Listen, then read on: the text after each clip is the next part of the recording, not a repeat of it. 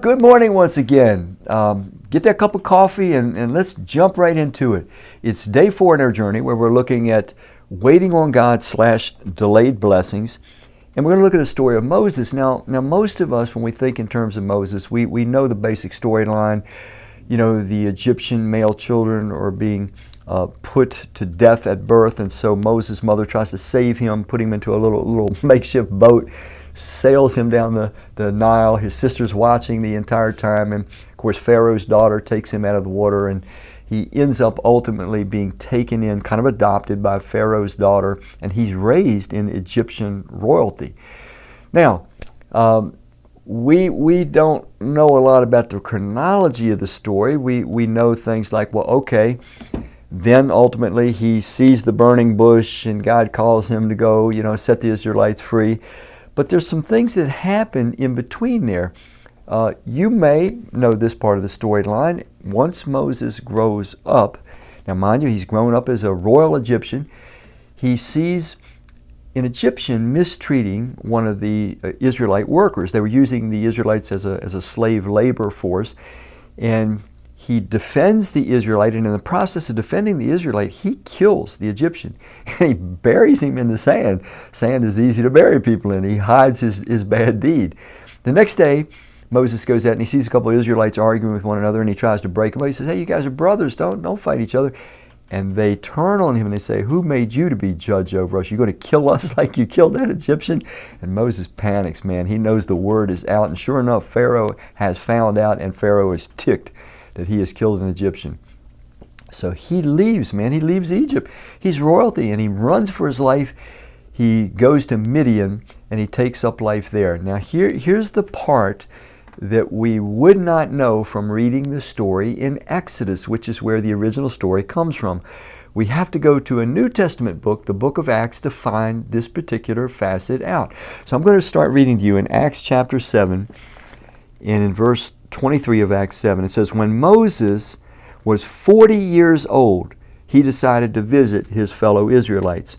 He saw one of them being mistreated by an Egyptian. So he went to his defense and avenged him by killing the Egyptian.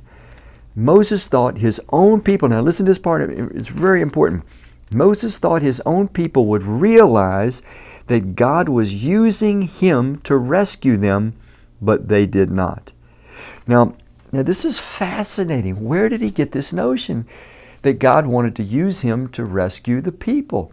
How old was Moses? We don't know in Exodus how old he was. It tells us of the incident in killing the Egyptian. It doesn't tell us his age. Acts tells us his age. He was 40. Now, pick up the story that we're most familiar with. He sees a bush of flame in Midian. He's living in Midian now. He's run for his life. And he sees a bush of flame, but it's not being consumed. And he goes, and of course, that's where he has his first conversation with God. Now, we're never told in Exodus that when he killed that Egyptian in defending the Israelite, that he believed God wanted to use him to deliver the people of Israel. So when he now sees the burning bush, some of you know, some of you may not know, how many years have transpired? Well, the answer is 40 years. He has been waiting. Okay, he is now an 80-year-old codger. And now God says, I want you to go and do what you wanted to do when you were 40 years old. When you felt young and strapping and experienced and ready to go, I didn't feel like you were. But now you're 80 years old and have long forgotten that thought that was in your mind about redeeming and releasing and saving, rescuing the people of Israel. Now I want you to go. So contemplate this. He wanted to do the will of God. He wanted to throw himself into the work of God at age 40. We would have all said, that's the perfect time to get at it. God says no. And he lives in obscurity for 40 years. 40 years of obscurity. Surely by this time, the thought, the desire to rescue the people of God is long gone. And that's when God calls him back. Now, God gives him another 40 years. And by the way, it's fascinating. It says that when Moses finally dies at age 120, his eyes were still good and his body was still full of vigor. That's the ride I've been asking God for all these years. I want to end just as strong as I ever was. That's already a failure. That's not happening for me.